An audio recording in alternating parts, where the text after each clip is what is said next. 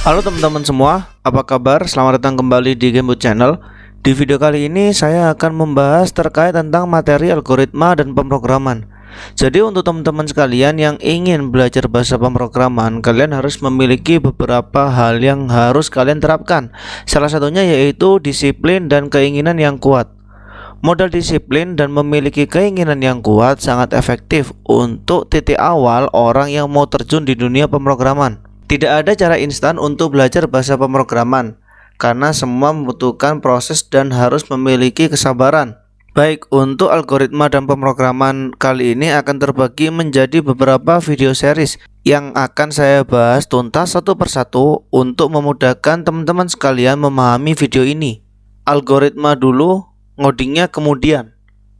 Ada yang tahu nggak maksud dari istilah tersebut?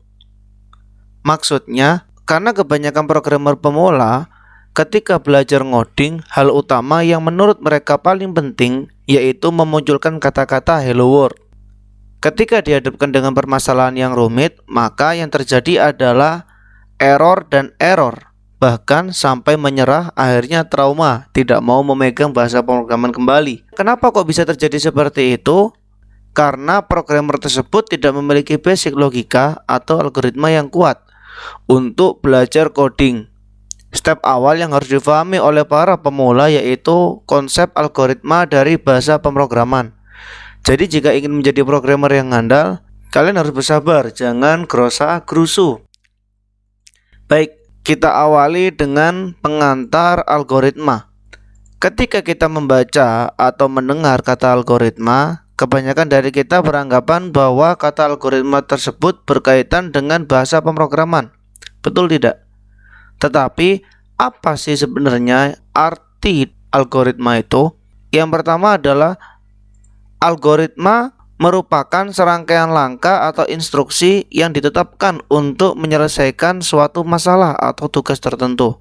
Algoritma dirancang secara logis dan sistematis, bertujuan agar mudah diikuti dan diimplementasikan oleh komputer atau sistem pemrosesan data lainnya. Perkembangan ilmu pengetahuan dan teknologi telah memberikan manusia untuk menghasilkan karya yang semakin canggih dan kompleks, meskipun komputer umumnya dapat melakukan perhitungan dengan cepat dibandingkan manusia. Komputer tidak dapat memecahkan masalah dengan cara yang sama tanpa manusia memberikan instruksi langkah-langkah yang telah ditentukan sebelumnya.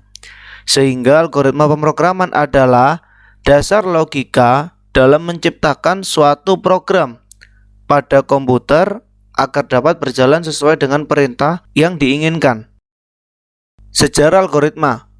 Algoritma berasal dari nama penulis buku, yakni Abu Ja'far Muhammad Ibnu Musa Al-Khwarizmi yang berasal dari Uzbekistan. Orang barat menyebut Al-Khwarizmi adalah algoritma. Pada saat itu, Al-Khwarizmi menulis buku dengan judul Al-Jabar wal Muqabalah yang artinya buku pemugaran dan pengurangan.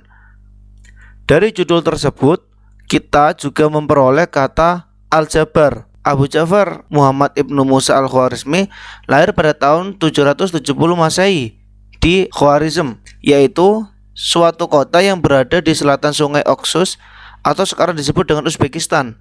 Al-Khwarizmi merupakan salah satu ilmuwan terkenal di zamannya.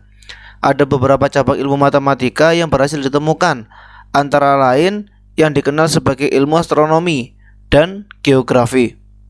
Analogi algoritma pemrograman. Algoritma pemrograman diawali dengan suatu masalah. Dalam pembuatan algoritma harus diawali dengan adanya suatu masalah yang terjadi sehingga dibutuhkan suatu cara untuk menyelesaikannya. Hadirnya algoritma yaitu sebagai pedoman dalam menyelesaikan masalah dan sebagai pedoman dalam membuat program komputer. Program komputer dibuat sesuai dengan algoritma yang telah dibuat sebelumnya untuk mengatasi masalah yang telah dijelaskan di awal tadi, sehingga akan hadir solusi yang menyelesaikan masalah dengan memanfaatkan algoritma dan pemrograman komputer.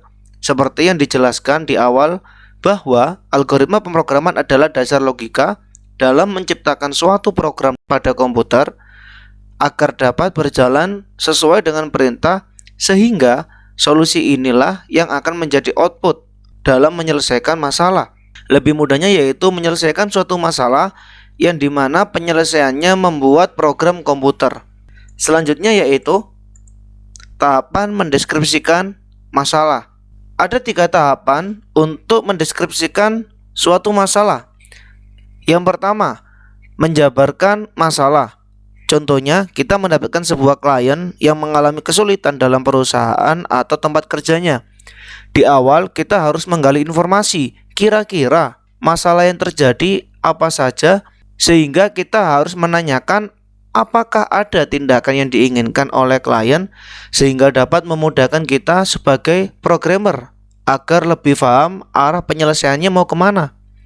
Yang kedua, yaitu merinci masalah atau merincikan masalah.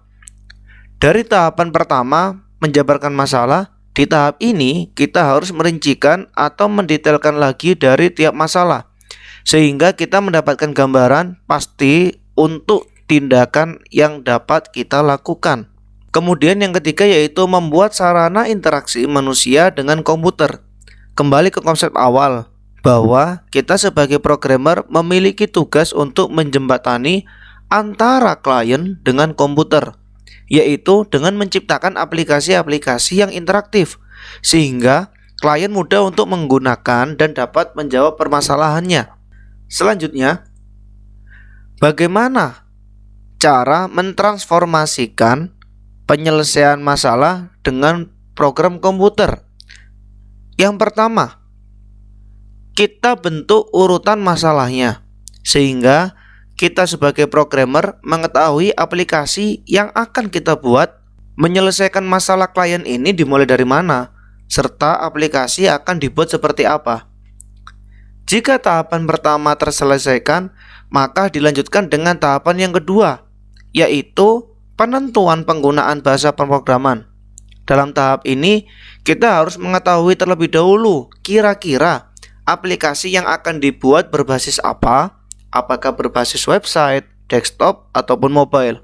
Contohnya, ketika klien minta aplikasi yang menjawab masalahnya berbasis website, maka bahasa pemrograman yang kita gunakan yaitu HTML, CSS, PHP, dan JavaScript. Begitupun ketika klien ingin mengaplikasikan berbasis desktop, maka bahasa pemrograman C atau Java yang dapat menjawab permasalahan tersebut. Yang ketiga, yaitu kita harus memahami konsep mesin komputer, karena menentukan kita sebagai programmer akan menulis program seperti apa. Selanjutnya yaitu setelah kita membahas transformasi komputer, penyelesaian masalah dengan program komputer, maka dapat diambil kesimpulan. Yang pertama yaitu algoritma merupakan suatu penyelesaian masalah tanpa melihat karakteristik bahasa pemrograman yang akan digunakan. Jadi contohnya ketika kita menanyakan masalah kepada klien, kita jangan dulu memikirkan bahasa pemrograman apa yang akan kita gunakan, karena kita fokus menanyakan masalah yang dihadapi oleh klien dan kita terapkan ke algoritmanya. Yang kedua, urutan logika algoritma merupakan hasil analisa untuk menggambarkan urutan-urutan dan langkah kerja dari strategi pemecahan masalahnya.